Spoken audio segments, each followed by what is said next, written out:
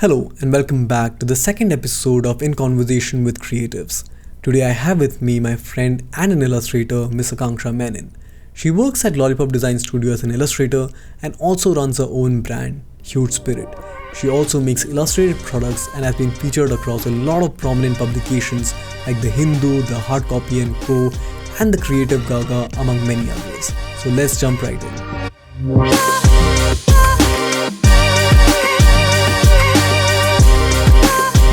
Welcome to the show, Akanksha.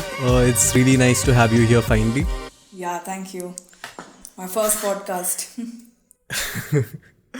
So, if I'm not wrong, I think we've known each other for the last 8 years now. I think me and Akanksha went to National Institute of Fashion Technology together, and we were in the same class for over a year. And then she went into a different branch, and I went into a different branch.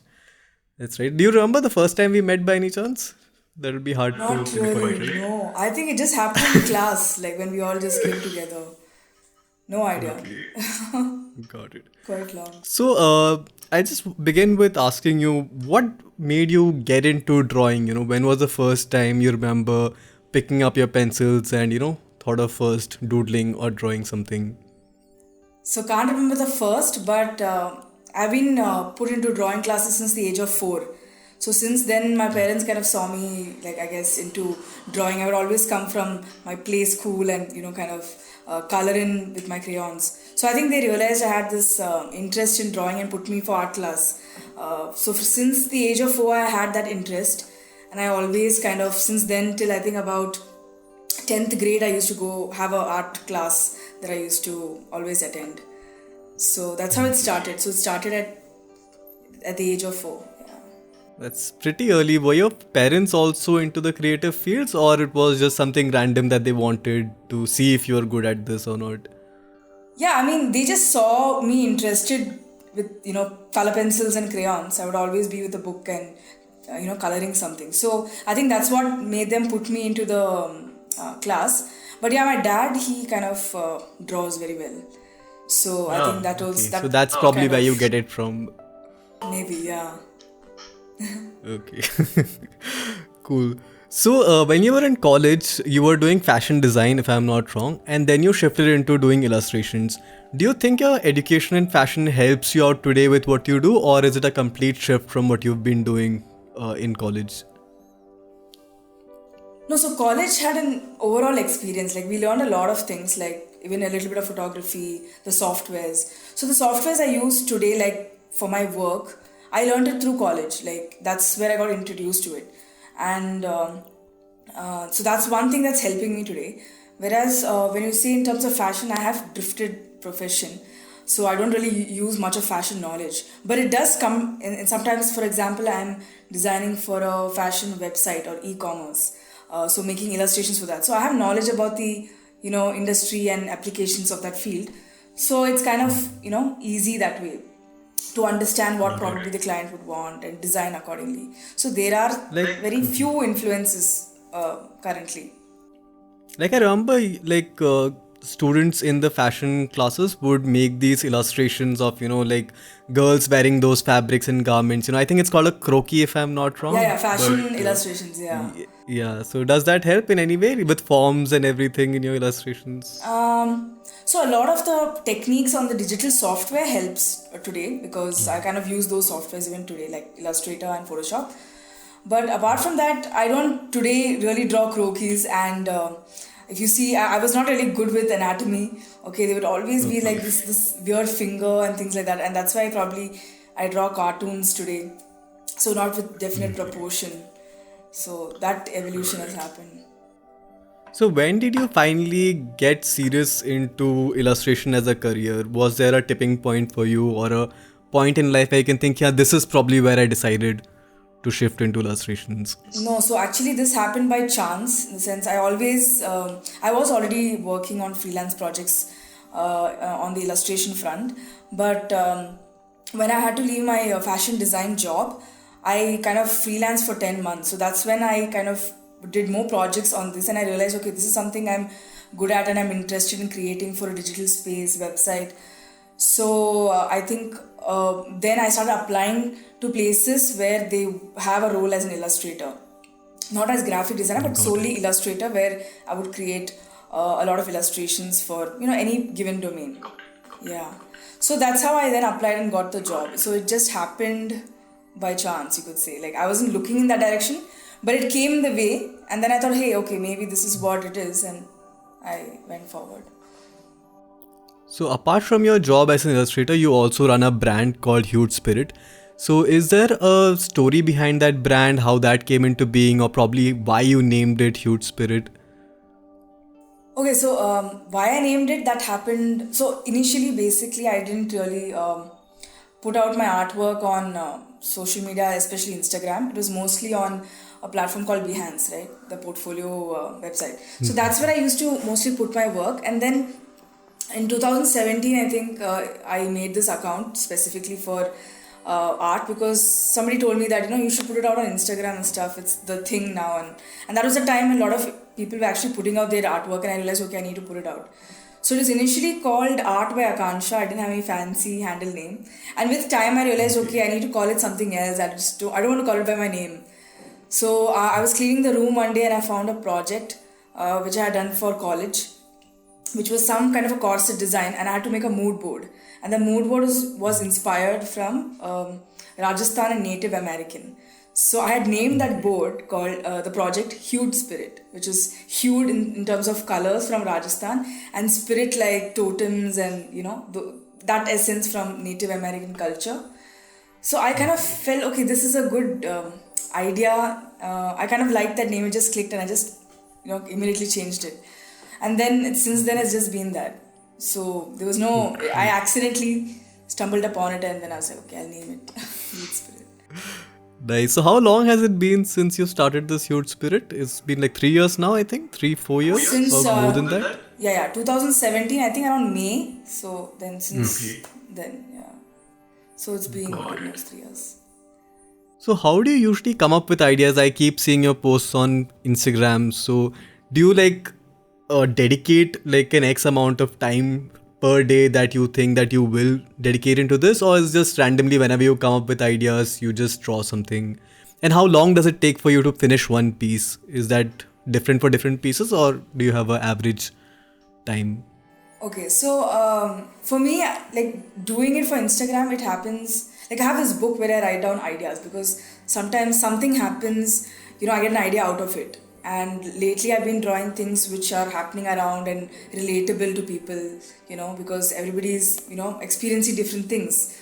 And so I write it down. And whenever I get that kind of energy, or I'm free, then I pick out one of the topics and then just quickly illustrate it. So I don't give a specific time unless I'm free and I'm like, okay, today I can do some illustration work for Instagram. So it depends on basically majorly on my mood. Like I should feel that energy, okay, I need to do something. Otherwise, if I have a strong content in mind already written, like, that's why I write it down. If I feel like, okay, this is what I need to put out, and then I just start working on it. Got it. So over the years, you must have worked on a lot of different projects for a lot of different clients and for yourself as well. Is there any particular project that stands out for you, or something that you found very memorable for you? I feel like I can't pick one certain project, because I think everything has its own journey. And when you see the final output, that kind of makes me realize, okay, this is good. Like, you feel happy about it. So something interesting is currently I am working on mobile game applications. So I have to create kind of artworks and background score, like images, and a lot of good work for this gaming app. So that's interesting. Like I've never done that before. So that's something like Snake and Ladders is something I'm creating. So that's something that I've played in my childhood. Plus now they're like making it, going online. It's already there, but for me to create it at this point, it's kind of nice. I kind of relate to it, and that energy is there to kind of design it. So that's the latest and interesting project, I feel. Got it. So moving forward from there, what do you think about the scope of this industry? Like illustrations, at least in India, is it's been there for a long time, but I don't think it's been recognized as a proper career in the recent times. What do you think where the industry is going, and what do you think is the future of illustration artists in India? Do you have any thoughts on that?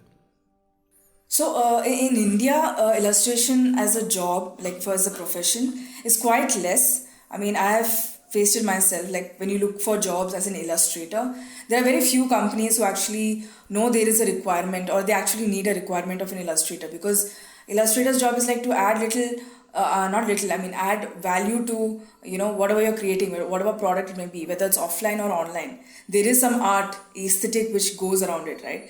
So the requirement is less if you see the digital space, though, in terms of hiring professionally. Otherwise, if you see independent artists, there are many who are independent artists who have their own website and create products and have their own label. So that's good. I mean, that way it's growing, of course. Everybody who has a knowledge for softwares, they kind of try to work it out because they like illustration. And obviously if you keep practicing, one can achieve it if you are, of course, a little bit good at it. So independently it's working out for some people, but as a profession there are very less positions available in the market, like for us. And I feel What do you think about yes, Go on. yes, tell me.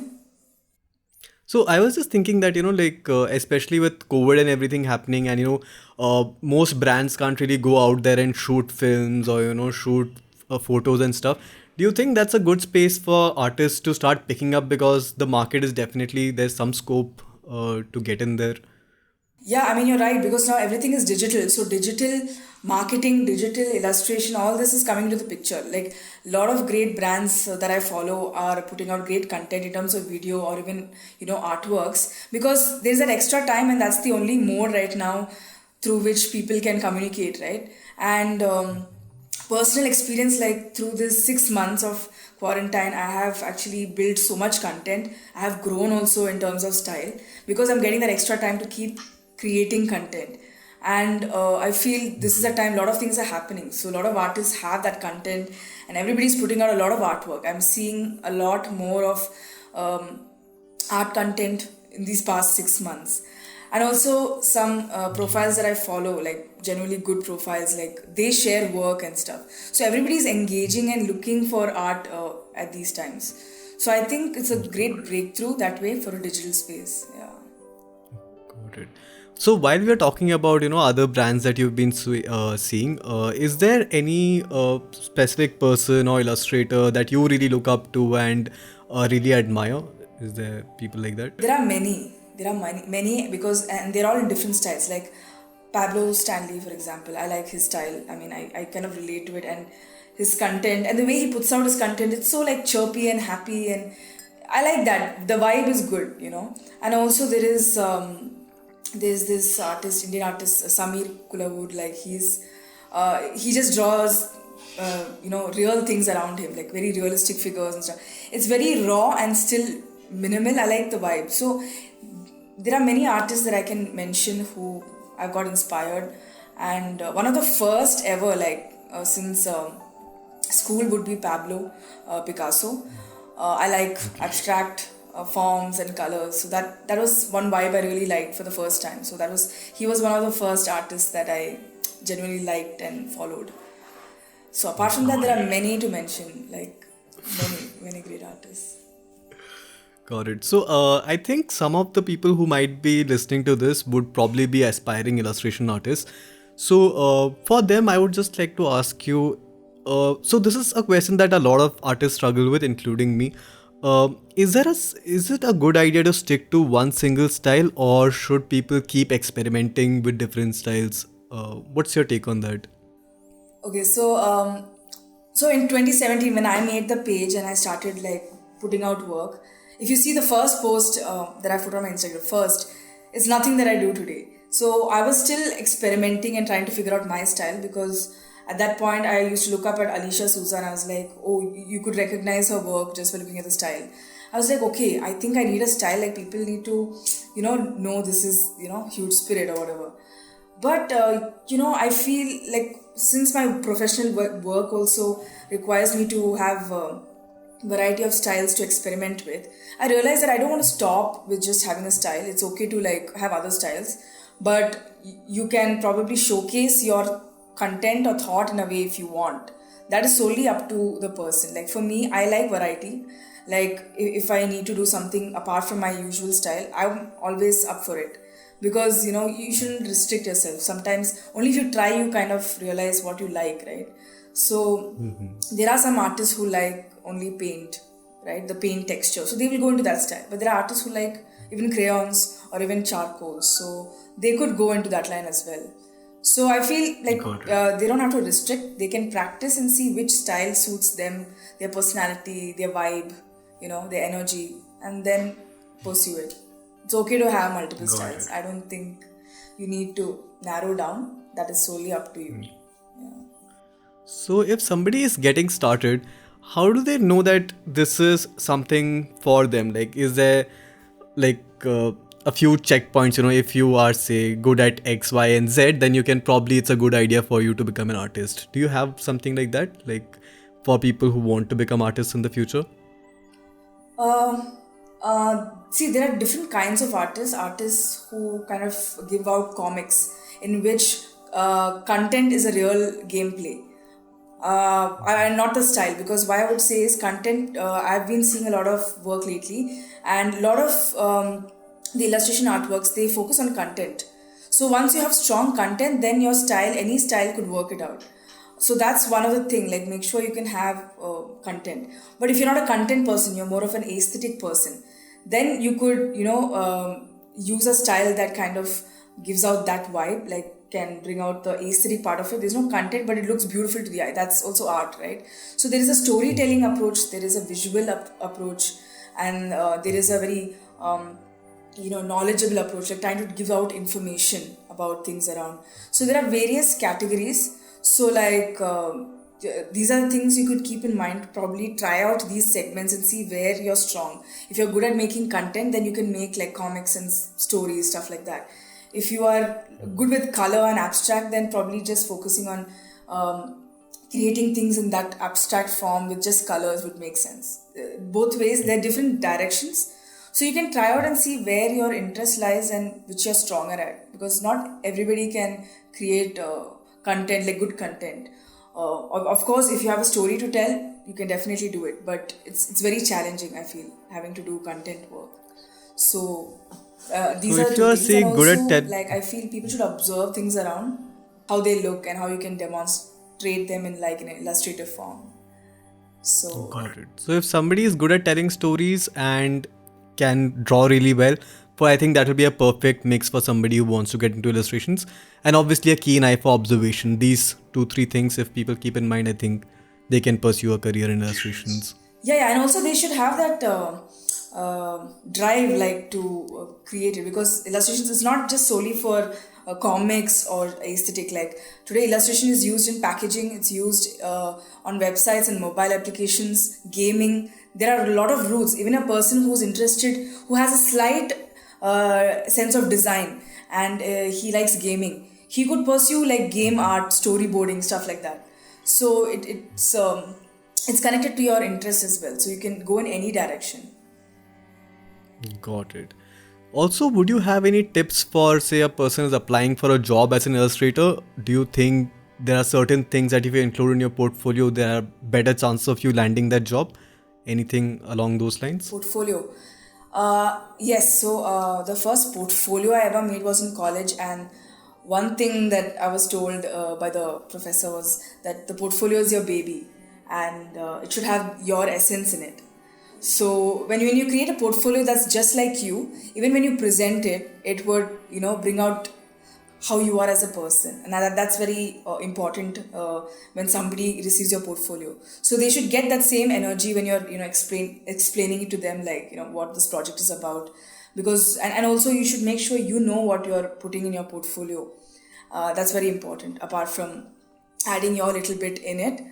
And of course, it's always to keep a balance in creating the portfolio. It shouldn't be too crowded with information. The right kind of things should be in focus, so that people don't get deviated. Because when you present a portfolio, if it's a hand-on portfolio, like handmade, then you would have to make it very grasping because you're right there and that's the moment you can show it to them. That's how it happened for me when I had to apply for jobs. Now, of course, it's digital. So if you're saying digital, then it has to be captivating in terms of maybe animation with it or storytelling. So, you could approach a portfolio in a story format, things like that. So you can just give it a theme. And of course, that relates with you. Yeah. So I think I'll get to the end of this podcast now. And Akanksha, I've been seeing that you've been posting for regularly for a very long time. And most people who get into illustrations, maybe a month into it or 2 months into it, they'll stop it, because either they don't see the results or they get bored by doing it. What makes you ticking? What drives you to keep doing this over and over again?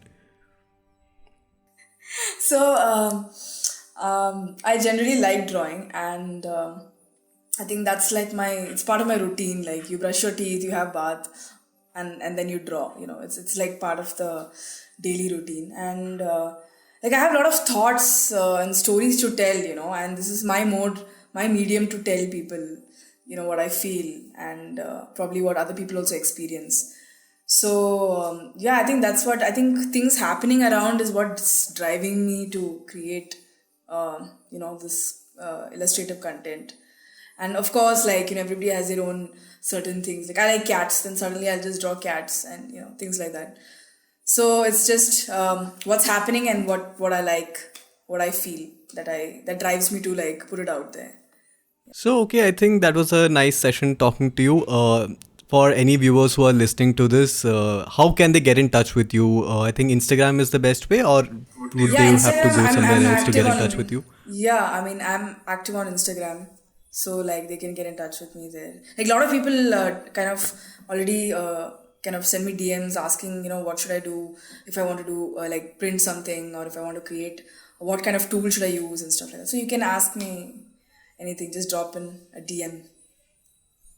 I think Akanksha also takes some workshops also. I think you had Yeah, taken only a once, workshop yeah. some time back. Is something like that? Okay. Yeah, I've done it. So yeah, you follow Akanksha Menon to stay updated on what she's up to and when is the next time she's taking a workshop, so that you can learn more about this.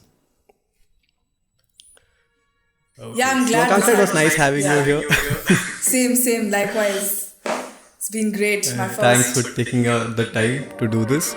I enjoyed And it. yeah, I hope you have a great career ahead and have a good day too. Thanks for coming. Thank you. Likewise, Arun. Take care.